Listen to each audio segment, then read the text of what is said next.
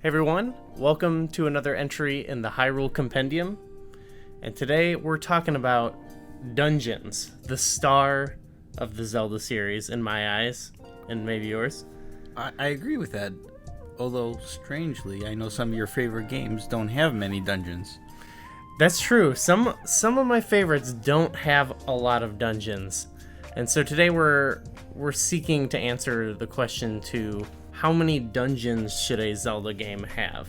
Right, and if there's a perfect number, really. When I look at some of my favorite games, the immediate ones that come to mind, Link to the Past, Ocarina of Time, I believe those two games have more dungeons than any games in the series.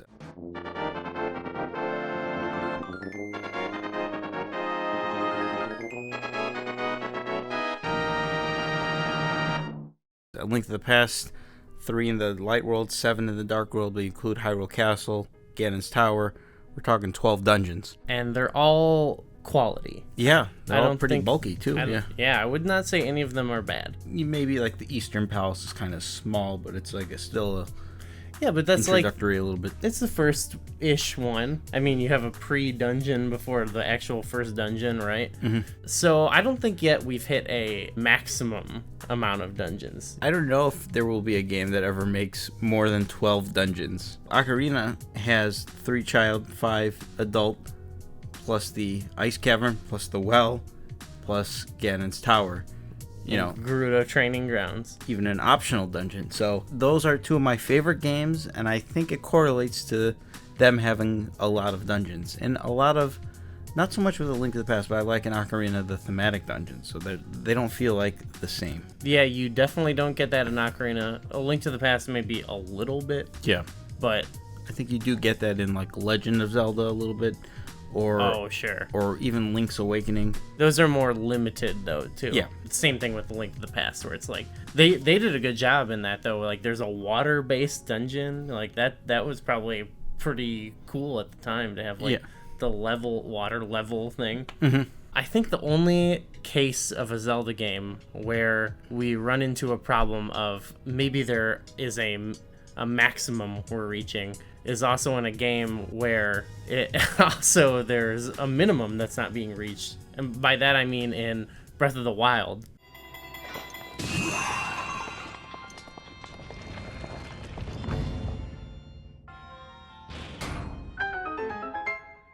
If you're also counting like the shrines, we've kind of hinted upon this a lot, that there are a lot of tests of strength and stuff like that where it's like, okay, maybe we didn't need all of these. I don't associate the shrines as dungeons whatsoever. I would go as far as saying over 95% of them, maybe 5 of them don't fit this category, but they're 5 minutes or less. They took small parts of like elements of dungeons and then like broke them up and then scattered them. Like you would maybe encounter a puzzle like those in a Zelda dungeon. So yeah, this is I guess Majora's Mask is the least amount of dungeons. Majora's Mask, Breath of the Wild, they kind of have this 4 major dungeon structure. More so Majora's Mask, because that's just 4. Yeah. There's like that's maybe true, the moon. You count those trials? I don't think so. No. Yeah, me neither. Yeah.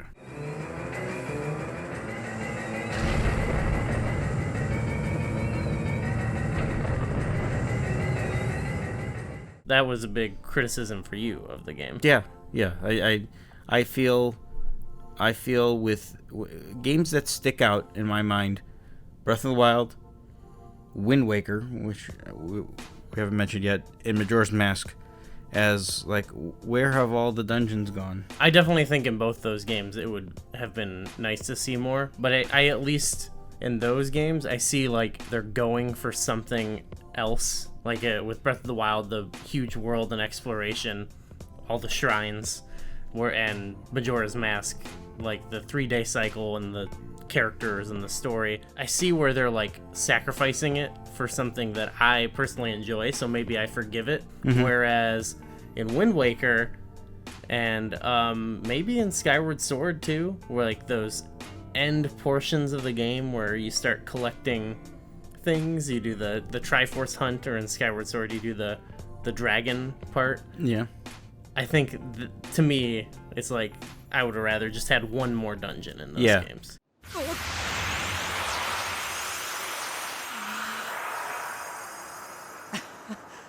And I kind of associate dungeons with progression in the game as well. When I first played Skyward Sword, after the Fire Sanctuary, like I kind of leaked how many dungeons there were. I kind of knew.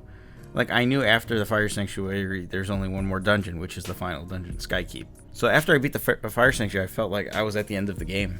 It's like, no, you still have multiple hours of gameplay before you even reach the final dungeon. And Wind Waker, after you beat the Earth and Wind Temple, you have this endless quest, it seems, before you can get to, the castle underground. Long gaps without a dungeon is a problem in Zelda games to me, because that's one of my favorite parts of the games. Yeah, at least if you have the choice to. Yeah. Like maybe you're like, I do want to explore, but I don't like being forced to do these long stretches of gameplay, With a game like Majora's Mask, you can be like, I don't want to really play the main story right now. Yeah. Let me go follow this character around and you find some quest or something. In a game like Skyward Sword, especially in that later portion, there's a bunch of quests you can do.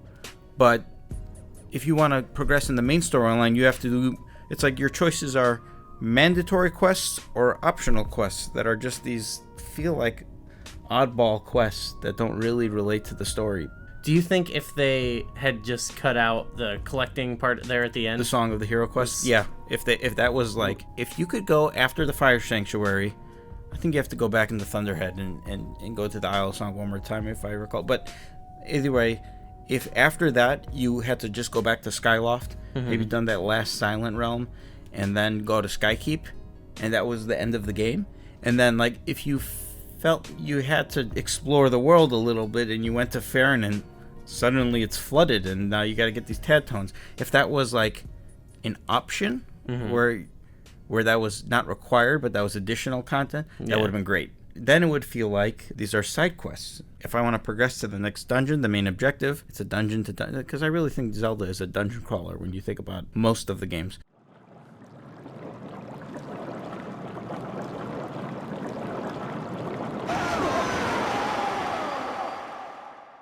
To me, the difference between Skyward Sword and Wind Waker is they could just cut that part out, and Skyward Sword would feel like it had enough. Wind Waker, I still feel like, even if they made the Triforce thing optional, it would need some more dungeons. Although there's only one more dungeon in Skyward Sword. Skyward Sword had the 6 and then Skykeep. Wind Waker had the 5 and then the last dungeon. And then Forsaken Fortress is weird. I don't know what the hell that is. That's another thing with the series is with the Wind Waker, Phantom Hourglass, and Spirit Tracks, to like returning to dungeons you've already been to. Right. Like I don't consider Skyview Temple in Skyward Sword as a dungeon the second time you go to it. Sure. It's a cool idea, but it's not blown me away, I'll say. I'm mixed on it. In the Great Deku Tree, there's that one room you can explore. But imagine if, like, in Skyview Temple, there was an entire section of the dungeon that you just could not reach. If it was like that. And then you had to return to the temple. Maybe you trace back some of your steps to some of the familiar areas, but new things are there. And then you get to this new section of the dungeon. That would be kind of cool. I'm going to want to see new parts, though, for the most part. Kind of like how in Skyward Sword, you go, when you're going to the Fire Sanctuary, it's like deeper into an area you've been. I like that.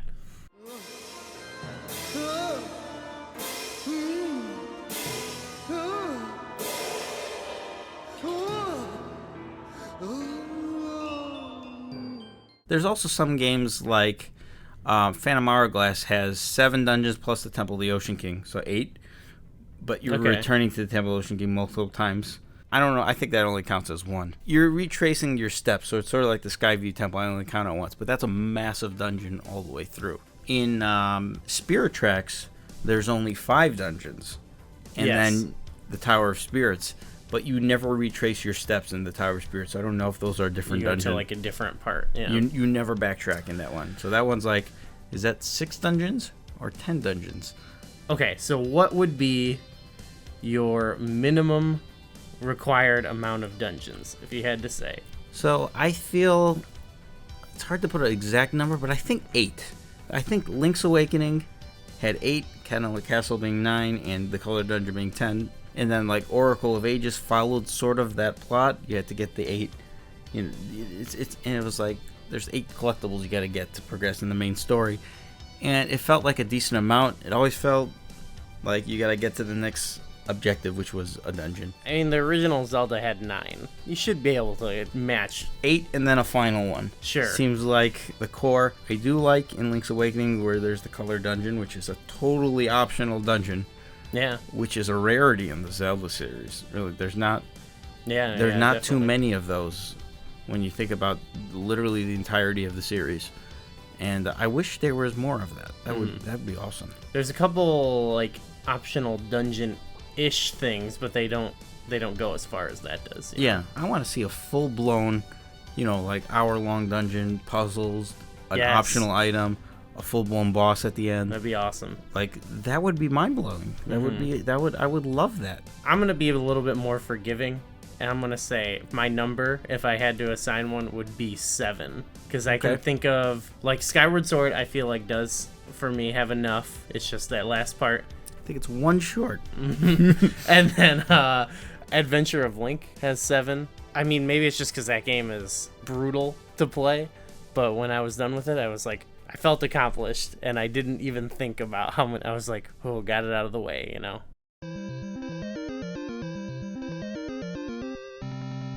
For everyone watching, like, what do you think is a good amount of dungeons? Like, do you even care about this? I gotta wonder, because, like, games like Wind Waker are some people's favorite games, and I you never really hear people complaining about the amount of dungeons. Like, even when I just mentioned Skyward Sword, like, it comes up in my head, but Skyward Sword, and then Wind Waker, Breath of the Wild, Majora's Mask are the ones that stand out to me as there needed to be more dungeons. I think every other game in the series, whether it's 7 or 12, felt sufficient. That's fair-ish. Not ish. We'll talk about it. It's fair.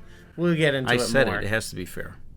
Let us know your minimum, maximum. Do you think it's possible for them to ever make too many dungeons? Give us a like, comment, subscribe, all that. Check out our other videos, and thanks for watching. I felt that it was the first day I got really sunburned. Freshly tanned for the I did that for the Compendium. You gotta look good for this show.